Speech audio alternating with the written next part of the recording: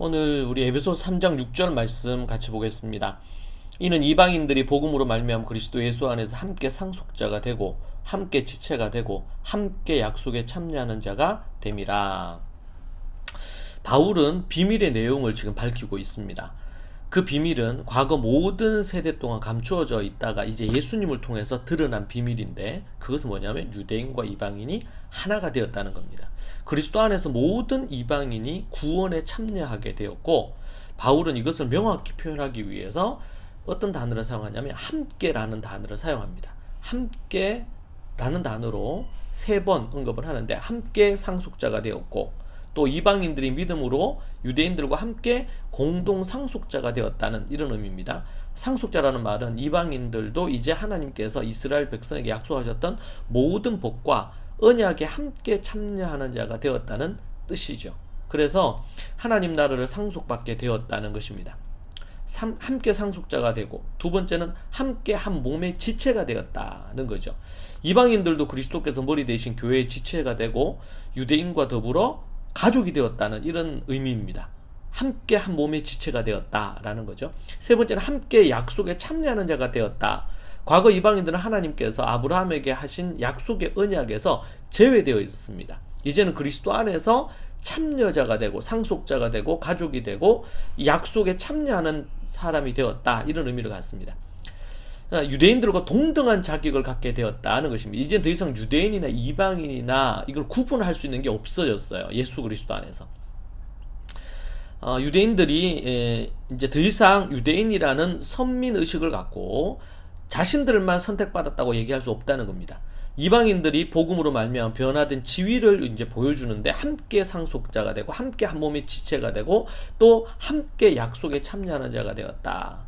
믿음의 확신과 담대함으로 복음을 갖고 모든 이방인들이 이제는 유대인이나 이방인이나 할 것 없이 예수 그리스도 안에서 한 몸 교회가 됨으로 말미암아, 그래서 이제는 교회가 그런 의미에서 중요해요. 교회가 됨으로 말미암아 이제는 유대인이다 이방이다 이런 부분이 아니고 그리스도 안에서 거듭난 자들이냐 그렇지 않는 자들이냐 이렇게 구분됩니다. 유대인이라고 구원받는 게 아니고 유대인 중에서도 예수 그리스도를 믿고 진정으로 회개하여 하나님 앞에 회개의 열매를 맺는 자들만 구원의 자리에 들어오게 되는 것입니다. 그런 의미에서 이건 매우 중요한 메시지로 우리가 담겨져 있고요. 모든 사람들이, 모든 지구에 있는 모든 사람들이 그러한 부분의 구원의 은혜를 얻을 수 있다. 자, 3장 7절로 넘어가면 이 복음을 위하여 그의 능력이 역사하시는 대로 내게 주신 하나님의 은혜의 선물을 따라 내가 일꾼이 되었노라. 그렇게 7절에서 얘기합니다. 복음을 위하여 내가 일꾼이 되었다, 그렇게 말하고 있죠. 2장 7절에서 12절은 바울이 자신이 받은 사명을 어떻게 수행할 것인지에 대해서 말해줍니다. 사명에 관한 말씀이 언급이 되는 부분이죠. 자, 이제 그에게 이방인들에게 전해야 될 사명의 자격이 주어졌다는 것을 언급하고 나서 바울이 일꾼이 된 것은 모든 사람, 특히 이방인에게 복음을 전파하기 위하여 내가 부름을 받았다. 그래서 자기를 일꾼이라고 불렀는데 디아코노스, 일꾼, 이걸 집사로 번역을 했습니다.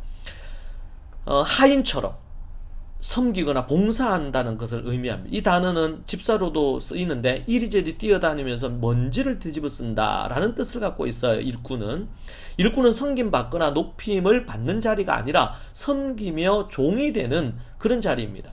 바울이 일꾼이 된 것은 하나님께서 주신 은혜의 선물입니다. 바울은 과거에 믿는 자들을 박해하는 핍박자였습니다. 그런 그를 하나님께서 은혜로 자신을 선택해 불러주셨어요. 자신이 받은 이 직분을 은혜의 선물이라 표현한 것은 바울이 믿는 성도들을 핍박과 박해를 일삼았던 자였음에도 불구하고 하나님의 일꾼으로 자신을 불러주셨다는 그 의미를 갖고 있는 것이죠. 또한 그가 일꾼이 된 것은 전적인 하나님의 능력이었습니다. 자신의 힘이 아니었죠. 바울의 이 직분은 세상에서 선망받는 직업이 아닙니다.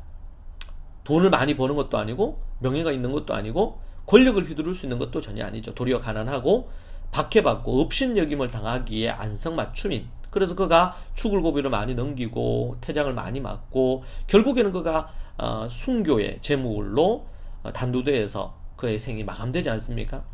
그럼에도 불구하고 바울은 화려한 세상의 것들을 배설물로 여겼습니다. 왜냐하면 이 복음이, 이 구원이 너무나 크기 때문에, 십자가와 부활의 복음이 너무나 크기 때문에, 더 나아가서 이제는 이방인이 유대인과 동일하게 되었다는 것 자체가 이것은 엄청난 사건이었어요. 그래서 내가 이 일을 위해 내가 일꾼이 되었노라.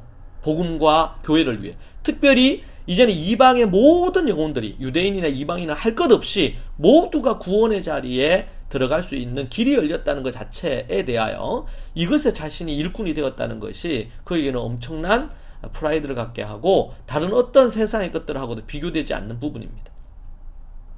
자, 우리는 이 하나님의 나라의 사명을 감당하는 목사직이나 선교사직이나 아니면 교회의 어떤 사명을 감당하는 장로나 집사나 그리고 또 모든 직분, 이 부분에 대한 이런 것들에 대해서 이제 나중에 되면 이제 은사에 대한 얘기도 나오는데 이것이 얼마나 가치 있고 귀중한지를 사람들이 잘 생각하지 않습니다. 그냥 시간이 남으면 하고 또 아니면 자식들 중에서도 정말 똑똑하면 세상에 아주 좋은 일, 어떤 유명한 어떤 일을 하고 뭐 공부를 못하거나 그러면은 자식을 신학교 보낸다 이렇게 얘기하는 경우도 있단 말이에요. 그 매우 악한 것입니다. 성경적이지 않아요. 하나님이 주신 이 일꾼된 사명이 얼마나 값지고 귀한 것인지. 때로는 돈으로, 이 시대가 자본주의 사회라 보니까 물질 만능주의, 황금 만능주의 이렇게 되다 보니까 겉으로 보이는 어떤 허례의식이나 돈으로, 물질로 뭔가를 판단하는 경향이 있죠. 이것은 매우 위험하고 악한 사상이고 시대 정신입니다. 이걸 우리가 벗어나야 돼요. 성경은 우리에게 그런 부분들이 아닌 하나님의 말씀과 하나님의 나라를 위해 쓰임받을 수 있는 부분으로 그렇게 우리에게 말씀해 주고 있는 것을 볼 수 있습니다. 자, 그리고 3장 8절에서 10절의 말씀을 보면요, 모든 성도 중에 지극히 작은 자보다 더 작은 나에게 이 은혜를 주신 것은 청량할 수 없는 그리스도의 풍성함을 이방인에게 전하게 하시고 영원부터 만물을 창조하신 하나님 속에 감추어졌던 비밀의 경륜이었던 것을 드러내게 하려 하십니다. 이는 이제 교회로 말미암아 하늘에 있는 통치자들과 권세들에게 하나님의 각종 지혜를 알게 하려 하심이니, 하나님께서 죄 많은 보잘것없는 자신을 그토록 영광스럽고 이 고귀한 일꾼으로 삼아주신 것, 세상에서는 모두 다 무시하고 외면하는 것이죠. 바울은 자기를 겸손히 낮추었습니다. 바울은 스스로 이 일을 감당할 자격이 없는 자라고 말했어요. 그리스도인 중에서 가장 쓸모없는 자라고 말합니다. 바울은 에베소서에서 뿐만 아니라 언제나 자신을 겸손하게 낮추면서 얘기했습니다. 특별히 갈라디아서나 몇몇 곳에서 자신의 사도직에 대해서 아주 강렬하게, 강하게 대적자들을 향해서 공격적으로 얘기한 적은 있습니다.